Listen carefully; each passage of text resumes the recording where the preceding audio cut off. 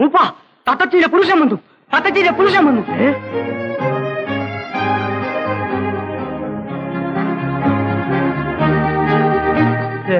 മോളെ കാട്ടുദേവര് കനിഞ്ഞു. തത്തച്ചിയുടെ പുരുഷന് ഞാൻ വലിയ ആപത്തിൽ നിന്ന് രക്ഷിച്ചു. എന്നെ കൊല്ലാതെ വിട്ട വീരനല്ലേ. മകനെ, നിങ്ങൾ എന്തൊക്കെയാ പറയുന്നത്? എനിക്കൊന്നും മനസ്സിലാകുന്നില്ലല്ലോ. നിങ്ങൾ എന്നെ മറ്റാരുമായി ധരിച്ചിരിക്കുകയാണ്. എന്റെ ജീവൻ രക്ഷിച്ച ആളായതുകൊണ്ടാണ് ഇയാൾ വിളിച്ചപ്പോ ഞാൻ ഇങ്ങോട്ട് വന്നത്. ഇത് പൊരിയുന്ന ചട്ടിയും നെരിയുന്ന തീയിൽ വീണിരിക്കുകയാണല്ലോ. ഇല്ല, ഞാൻ വിടില്ല. എനിക്ക് മറക്കാൻ പറ്റില്ല. മറക്കാൻ വിടില്ല. ചതി, വലിയ ചതി. എങ്ങളെ പൊണ്ണെ ശതിച്ച ഞങ്ങളും വിടൂല. പിടിച്ചുകെട്ട്. ഞാൻ പറയുന്നൊന്ന് കേൾക്കണം. ഞാൻ ഈ പ്രദേശത്തെ ആദ്യമായിട്ട് വരികയാണ്. എന്റെ ദേവനെ, നീ ഭൂമിയല്ലേ? ഭൂമിയല്ലേ? ഓഹോ, അപ്പോഴിവിടെയും നായകൻ അവനാണല്ലേ? അതേടാ.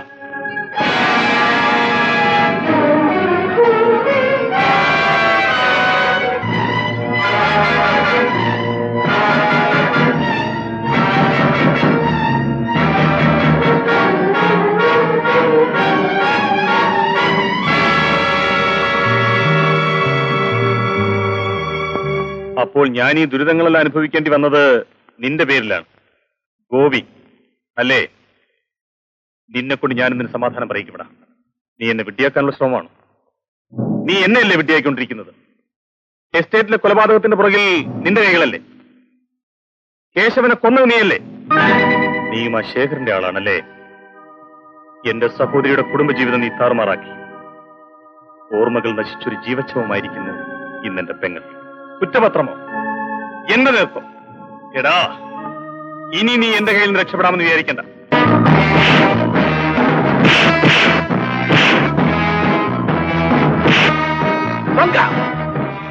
ഒരു പൊരുതട്ടെ, കുറ്റക്കാരെന്ന് പൊരുതി കാമിക്കട്ടെ.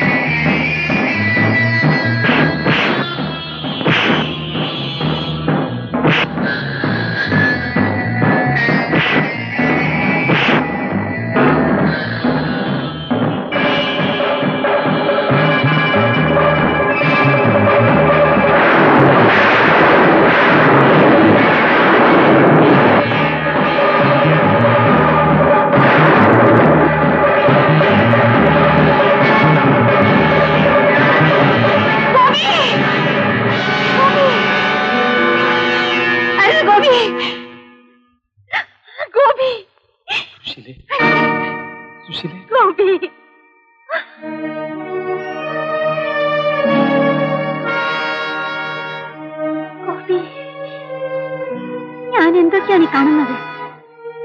ഞാൻ എവിടെയാ?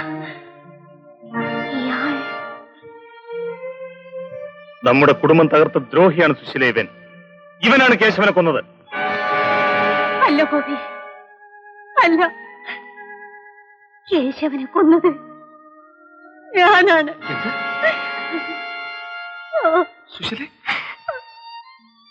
എന്നെ ഉപദ്രവിച്ച ശേഖരോട് പകരം ചോദിക്കാൻ രാഘവേട്ടൻ പോയ രാത്രി കേശവൻ വന്നെന്നെ ആക്രമിച്ചു. സ്വയരക്ഷയ്ക്ക് വേണ്ടി ഞാൻ എടുത്ത് കത്തി അയാളുടെ നെഞ്ചിൽ തുളച്ചു കയറി. സുശീലേ,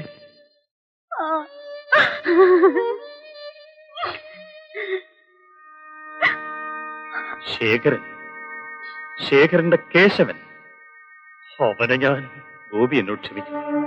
സത്യാവസ്ഥ അറിയാതെ ഞാൻ എന്തെല്ലാമോ പറഞ്ഞുപോയി. ശേഖരനെ എതിർക്കാൻ നിങ്ങളോടൊപ്പം ഞാനും ഉണ്ടായിരിക്കും. അവൻ എന്റെയും ശത്രുവാണ്, നിന്റെയും ശത്രുവോ? അതെല്ലാം പിന്നെ പറയാം. എനിക്ക് ഉടനെ അത്യാവശ്യമായി എസ്റ്റേറ്റ് വരെ പോകണം, അല്ലെങ്കിൽ എന്റെ രതി അപകടത്തിലാവും. മൂപ്പ തത്തച്ചി ഓരെ തടയരുത്. രാമുണ്ണി, നീയും കൂടെ ചെല്ല്. മൂപ്പ, ചൊങ്ക, ഞാൻ തിരിച്ചു വരും. തത്തച്ചിയെ നാട്ടിലേക്ക് കൂട്ടിക്കൊണ്ടുപോകാൻ ഞാൻ വരും.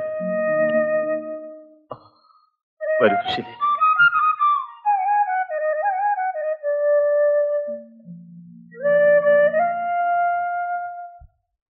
അമ്മായി, ഇനിയും എന്റെ ക്ഷമയെ പരീക്ഷിക്കരുത്.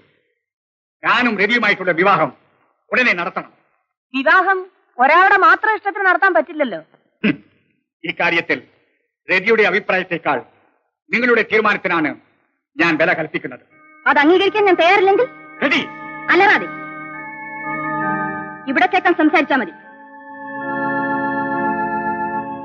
അധിക പ്രസംഗി, നിന്റെ അച്ഛന്റെ മരണശേഷം ഞാനാണ് ഈ എസ്റ്റേറ്റ് ഏറ്റെടുത്ത് നടത്തിയത്. ഇന്ന് നിങ്ങൾ അനുഭവിക്കുന്ന ഈ സുഖ സൗകര്യങ്ങളെല്ലാം എന്റെ ഒരാളുടെ പ്രയത്നത്തിന്റെ ഫലമാണ്. അതിന്റെ നേട്ടം ഞങ്ങളെക്കാളേറെ നിങ്ങൾക്കാണ്. രവി, നീ ആരോടാണ് സംസാരിക്കുന്നത് അറിയാമോ? അറിയാം, ഞങ്ങളുടെ ശമ്പളം പറ്റുന്ന മാനേജരോട്. നിന്റെ സംസാരം അതിര് കടക്കുന്നു. നിന്റെ പ്രവൃത്തി ഞാൻ എന്ത് ചെയ്യുന്നാണ് അമ്മായി പറയുന്നത്? ഞാൻ പറയാമടാ.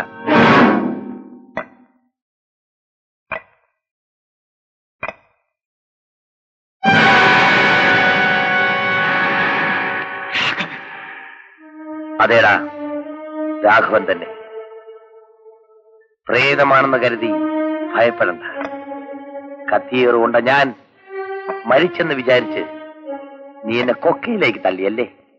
ഇല്ലടാ, ഞാൻ മരിച്ചിട്ടില്ല. അതുവഴി വന്ന ഒരു നല്ല മനുഷ്യൻ എന്നെ രക്ഷപ്പെടുത്തി. ആ വീഴ്ചയിൽ എന്റെ ഒരു കാൽ നഷ്ടപ്പെട്ടു. ചികിത്സയ്ക്ക് വേണ്ടി എനിക്ക് അവിടെ കുറച്ചു ദിവസം താമസിക്കേണ്ടി വന്നു. ഇന്ന് എന്റെ ഭാര്യയും കുഞ്ഞെയും കാണാൻ ഇവിടെ വന്നപ്പോൾ നല്ലവരായ രതിയെയും അമ്മയെയും ഞാൻ പരിചയപ്പെട്ടു.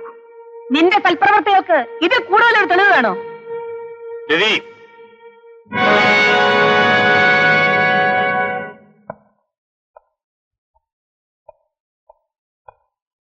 നീ ഇത്രയും ദിവസം എവിടെയായിരുന്നു മോനെ?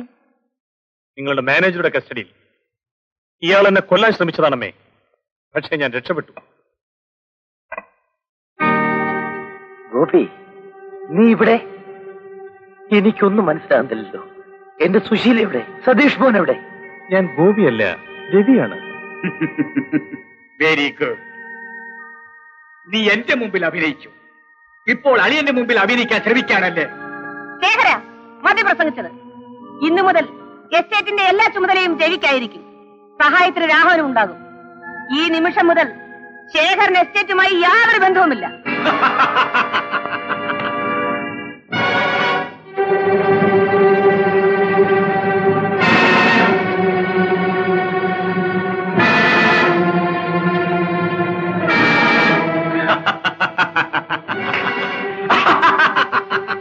ഈ ശേഖരൻ ഇതുവരെ ആരുടെ മുമ്പിലും തോറ്റിട്ടില്ല, ഇനിയോട്ട് തോൽക്കുകയുമില്ല. തങ്കപ്പ, ഈ മുളം തന്നെ ഇരുട്ടറയിൽ അടയ്ക്കും. ഒരു തുള്ളി വെള്ളം പോലും കൊടുക്കരുത്.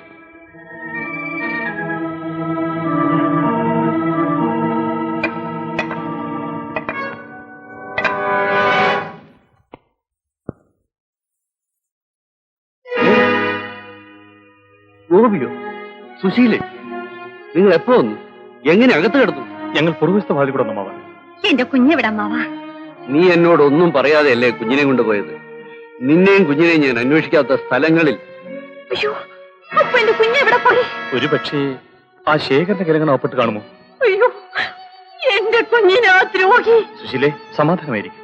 എന്റെ ജീവൻ പണയം വെച്ചെങ്കിലും രാഘവേട്ടനെയും മോനെ ഞാൻ ഇവിടെ കൊണ്ടുവരും. ചാമുണ്ണിയുടെ ശബ്ദമാണല്ലോ.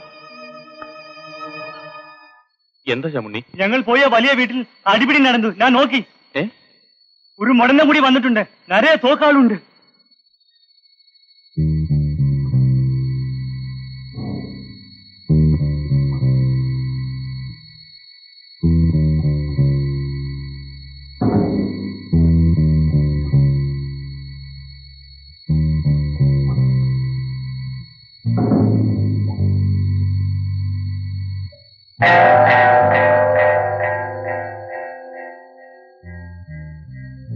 അപകടമാ.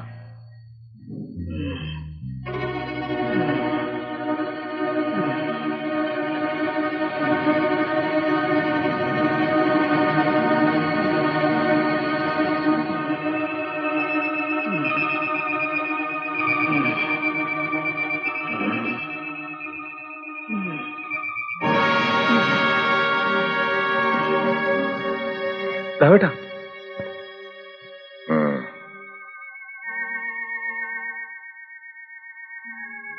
ഗോപി, അതെ, ഞാൻ ഗോപി. രാഘവേട്ടൻ എവിടെയായിരുന്നു ഇത്രയും കാലം? എന്തു പറ്റി? എങ്ങനെ ഇവിടെ ഒന്ന് പെട്ടു? എനിക്കിവിടുന്ന് എഴുന്നേക്കണം. എന്താ രാഘവേട്ട? അതാ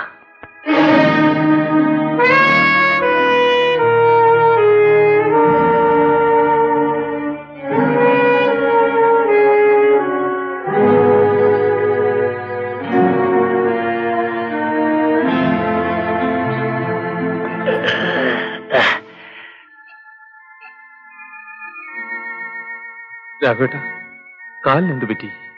അതൊക്കെ പിന്നെ പറയാ. സതീഷ് മോനും സുശീലയും ഒക്കെ എവിടെ? അവർ വീട്ടിലുണ്ട്. കുറച്ചു മുമ്പ് നിന്നെ പോലെ ഒരുത്തൻ ഇവിടെ വന്നിരുന്നു, രവി. അവനെയും രതിയെയും ഒക്കെ ആ ശേഖർ പിടിച്ചുകൊണ്ടുപോയിരിക്കുകയാണ്. അവർക്ക് എന്തെങ്കിലും അപകടം സംഭവിച്ചിരിക്കും. നമുക്ക് ഇനി ഇവിടെ നിൽക്കാൻ പാടില്ല. വരൂ.